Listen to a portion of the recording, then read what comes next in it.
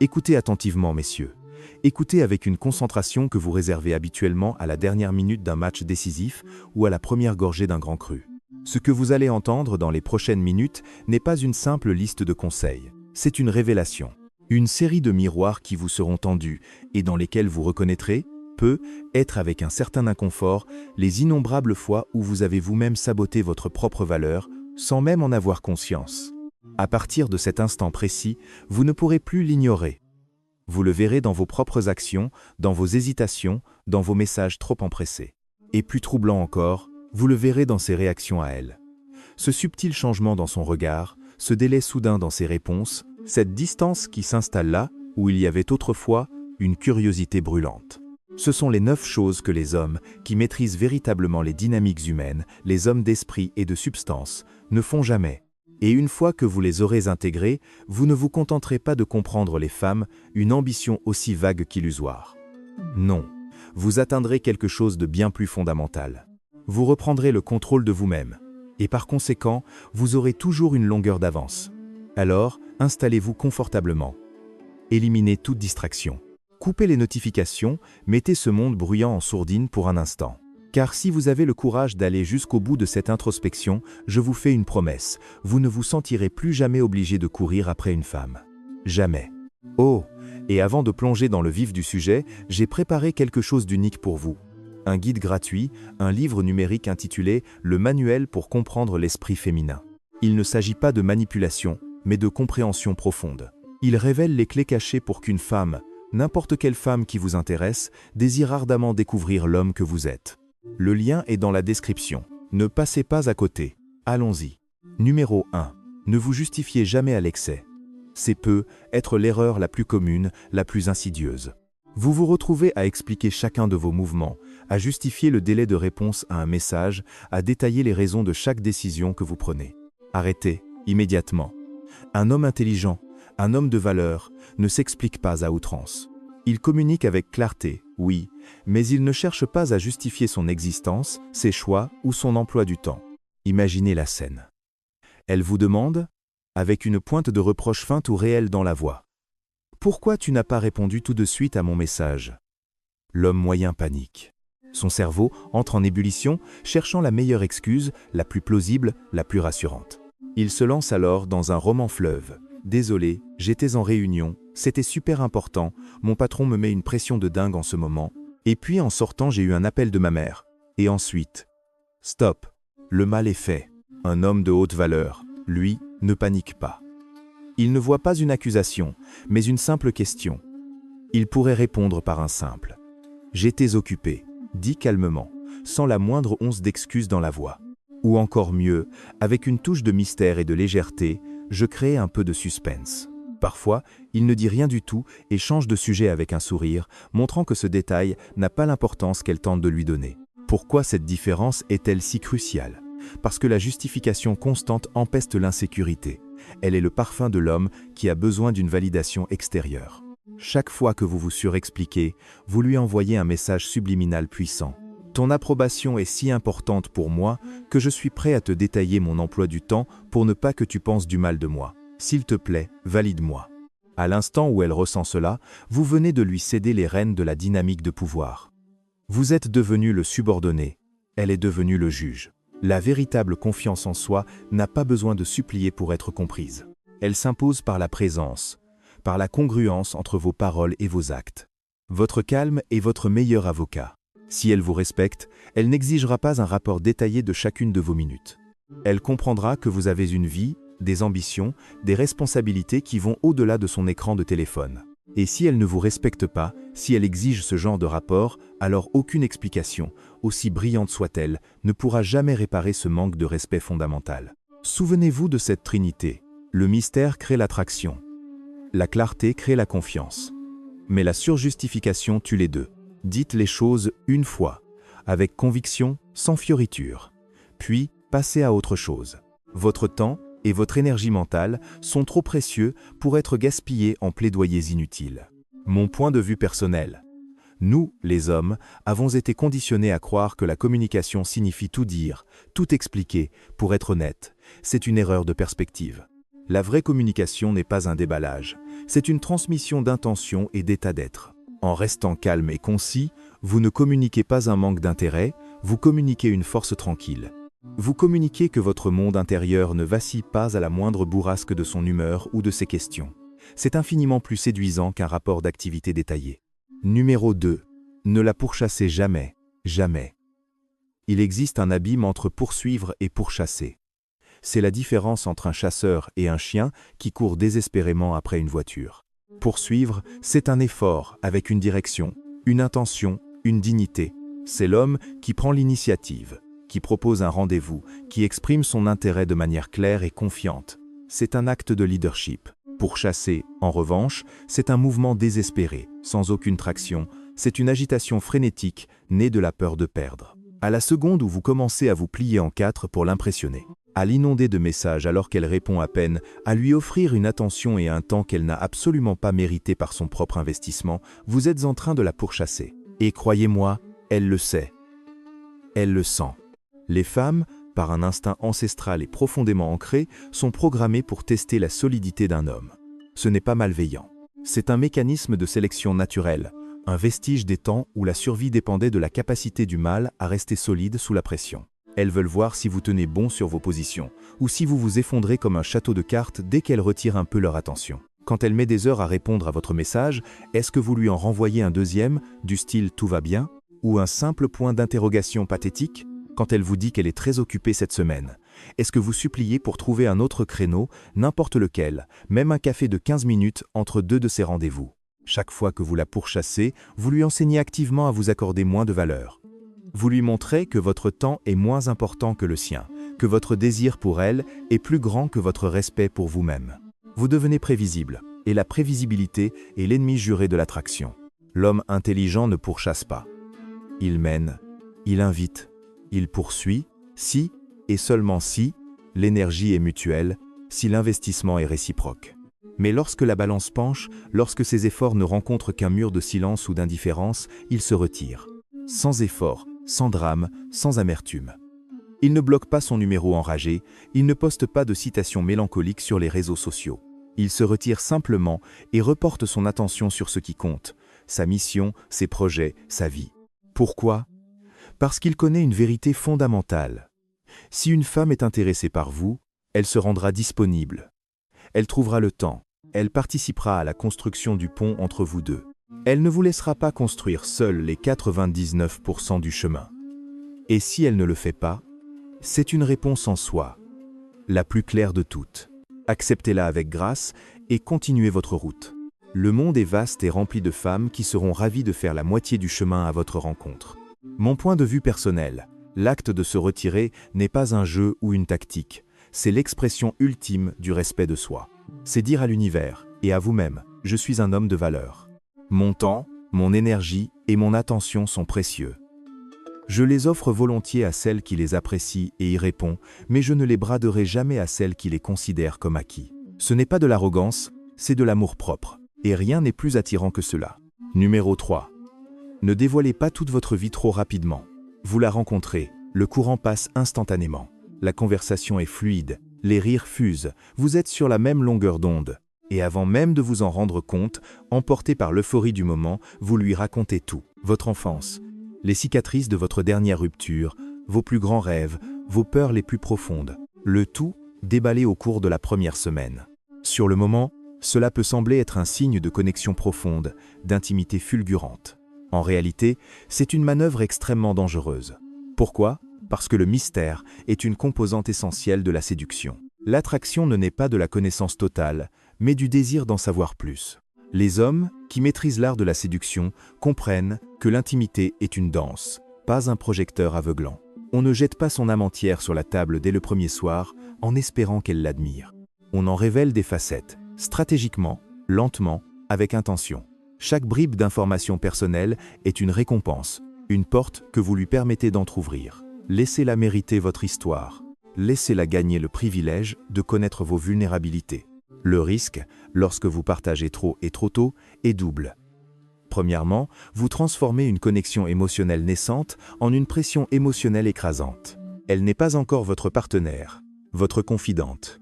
Elle ne s'est pas engagée à porter le poids de vos traumatismes passés ou de vos angoisses futures. En lui confiant tout cela, vous lui donnez une responsabilité qu'elle n'a pas demandée, et la pression ne nourrit jamais l'attraction. Elle engendre l'inconfort et le désir de fuir. Deuxièmement, vous vous banalisez.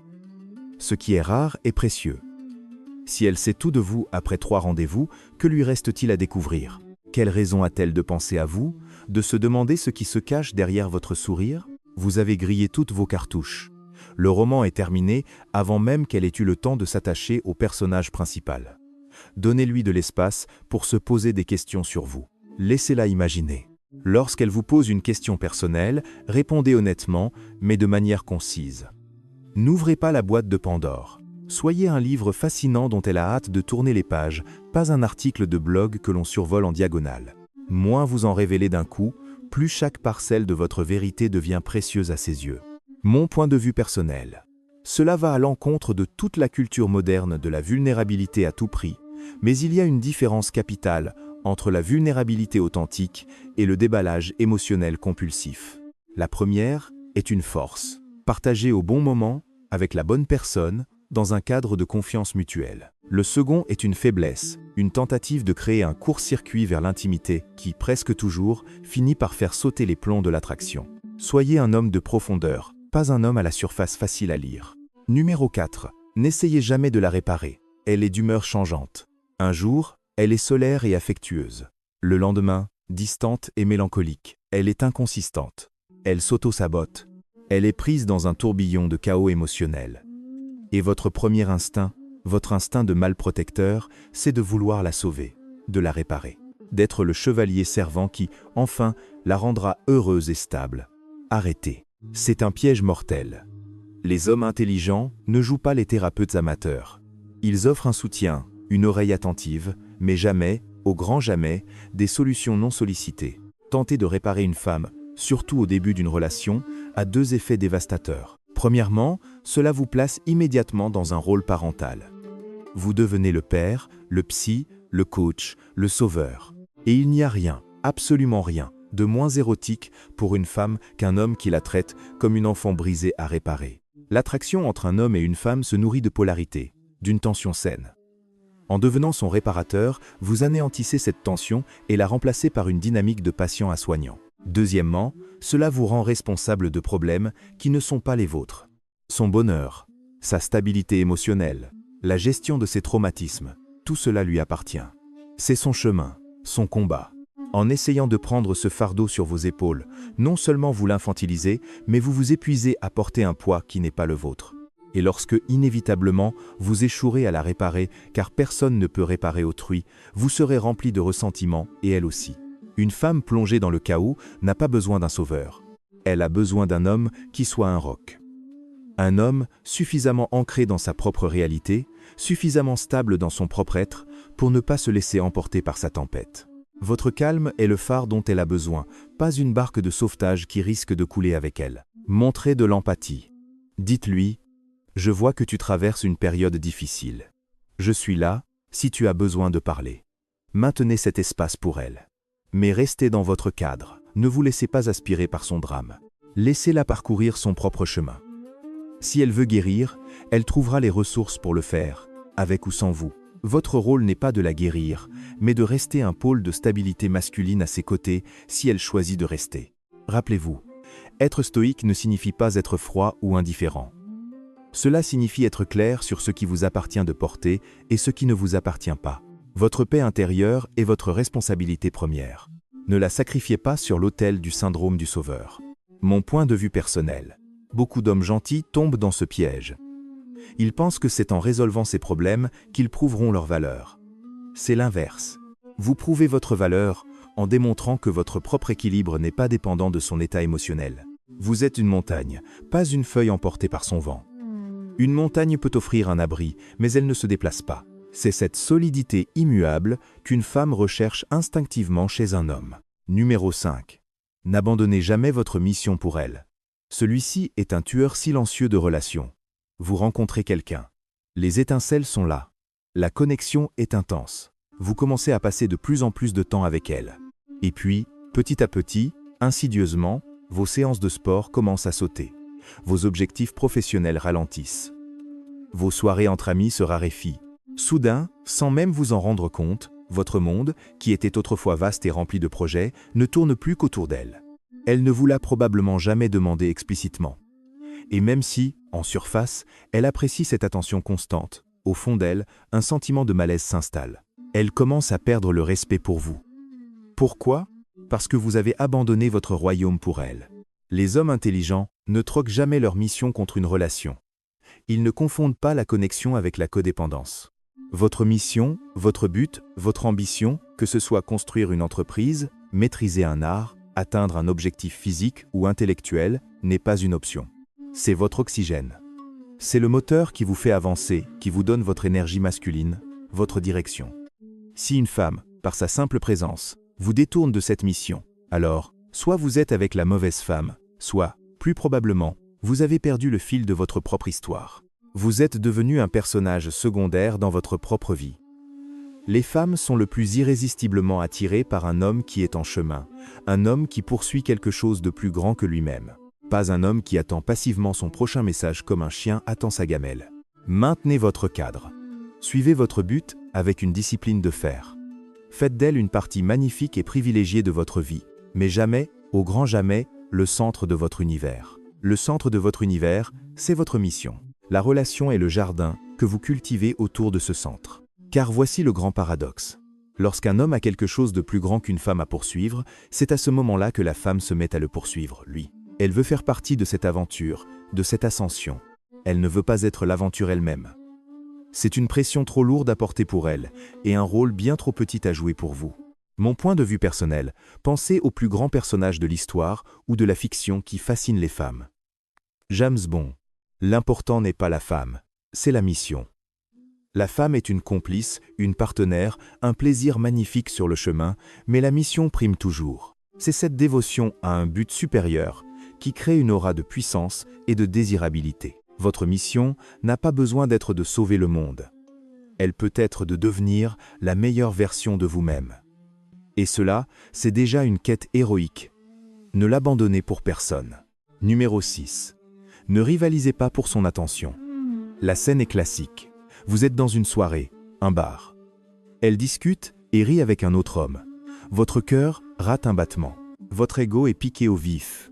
Et soudain, vous entrez en mode surcompensation. Vous parlez plus fort, vous faites des blagues plus tapageuses, vous gesticulez davantage, essayant de regagner son regard, de remporter la bataille de l'attention sur le champ. Arrêtez. Les hommes intelligents ne rivalisent jamais pour l'attention d'une femme. Parce qu'à l'instant même où vous entrez dans la compétition, vous avez déjà perdu. Vous avez admis, sans un mot, que vous vous considérez comme inférieur, que son attention est un prix à gagner, et que vous êtes un candidat parmi d'autres, obligé de faire ses preuves. Vous avez quitté votre position de prix pour devenir un simple participant au concours. Mais voici le retournement de situation. La valeur réelle ne court pas après la validation. Elle commande la présence. Laissez-la rire avec d'autres. Laissez-la discuter avec le barman. Laissez-la s'éloigner un peu. Et pendant qu'elle le fait, vous restez imperturbable. Pas froid, pas arrogant, juste centré. Ancré dans votre propre valeur. Vous continuez votre conversation avec vos amis, vous dégagez une énergie calme et confiante. Lorsque vous essayez de surpasser un autre homme, vous ressemblez à tous les autres types en manque de confiance.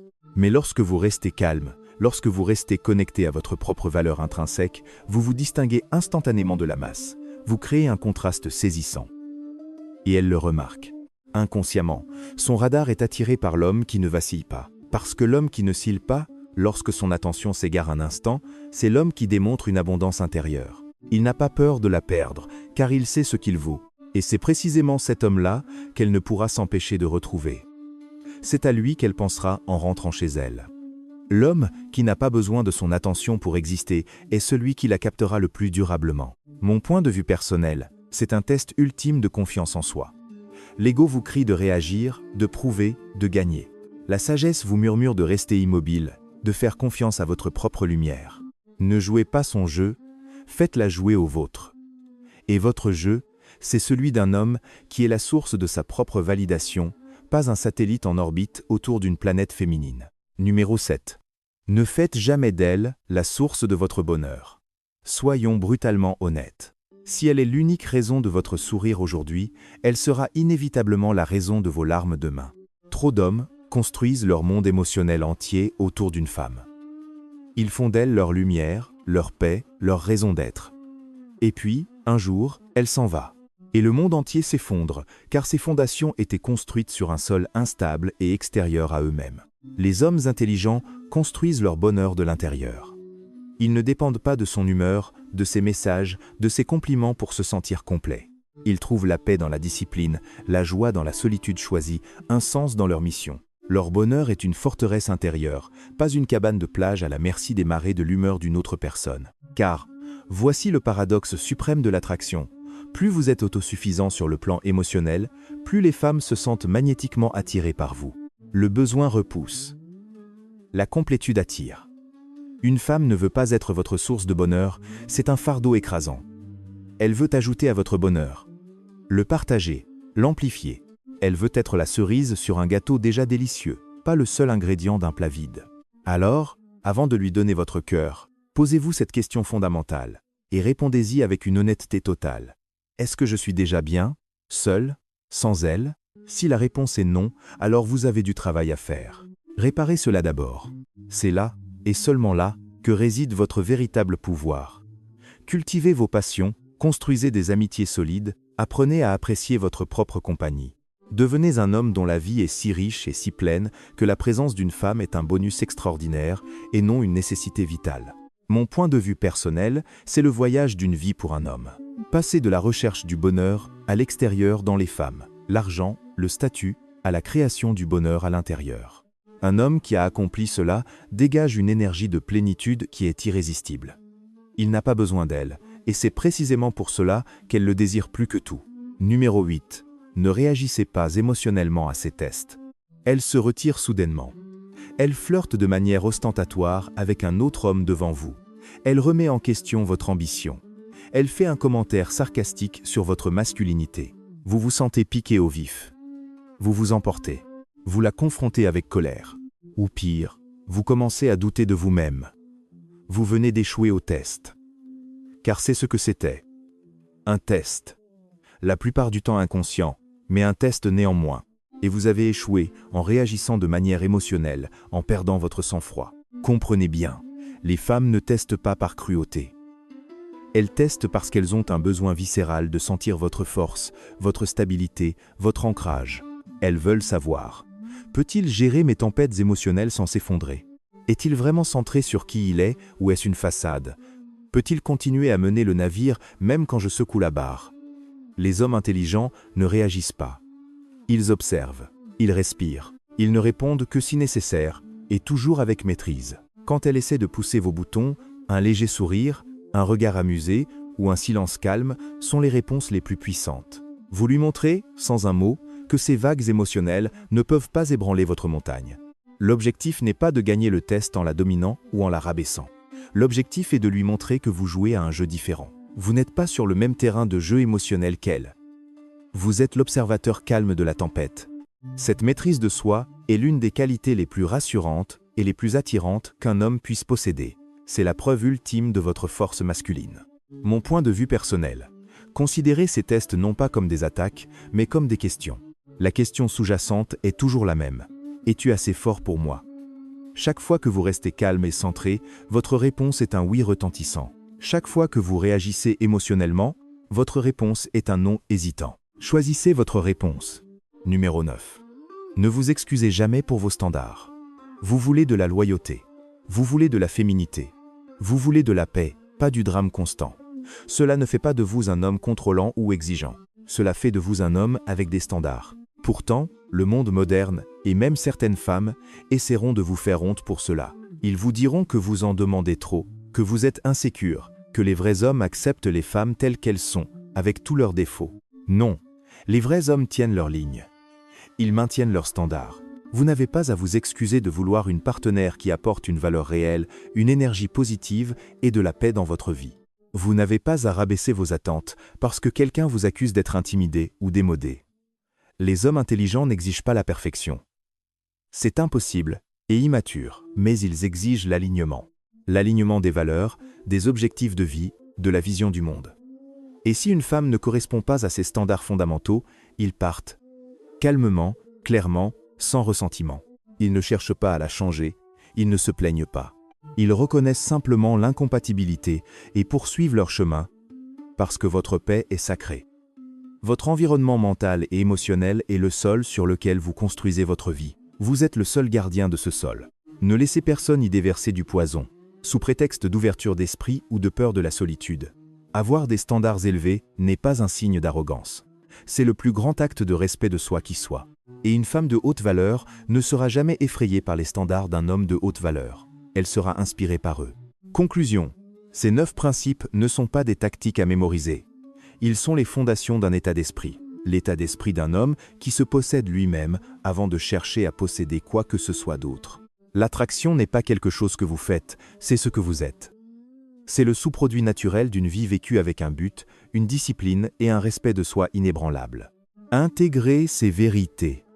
Faites-en une partie de votre être. Et regardez le monde, et les femmes en particulier, réagir différemment à l'homme que vous êtes devenu. Non pas un homme qui court après, mais un homme que l'on a envie de suivre.